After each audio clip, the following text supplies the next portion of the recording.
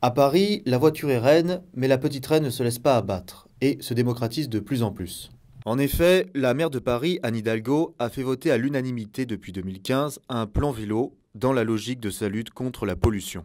Mais la ville la plus belle du monde peut vite se transformer en calvaire pour les utilisateurs de vélos, souvent négligés par des automobilistes. Paris n'est vraiment pas une ville faite pour le vélo, pensée pour le vélo. Pour l'instant, ça reste très compliqué de rouler à Paris en vélo. Ça reste encore assez light quoi, au niveau protection des cyclistes, les voies, les voies cyclistes. On est souvent au contact de la circulation des voitures. On n'est pas isolé comme dans les autres pays, par exemple les pays nordiques ou etc., où il y a vraiment une séparation entre le vélo et la voiture, quoi. Voilà. En fait, au bout de 15 ans, je me pose la question, est-ce que je vais continuer à faire du vélo à Paris? Parce que pour moi, c'est de pire en pire. Mais...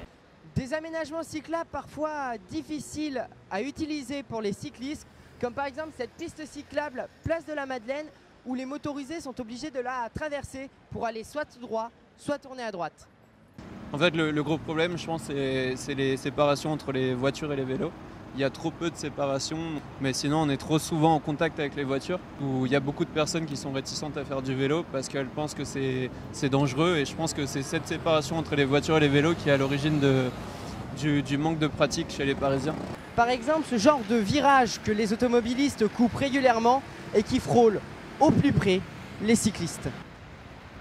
Alerté, le maire adjoint de Paris, Christophe Nachtowski, a tenu à rassurer les cyclistes sur les réseaux sociaux. Une vision dangereuse de l'utilisation de la chaussée, partagée par les utilisateurs de la route. Ils ne respectent pas et des fois on ne les voit pas. Et eux, ils pensent qu'ils sont libres, ils font ce qu'ils veulent. Et c'est très difficile parce que nous, on est pointés, on regarde les voitures.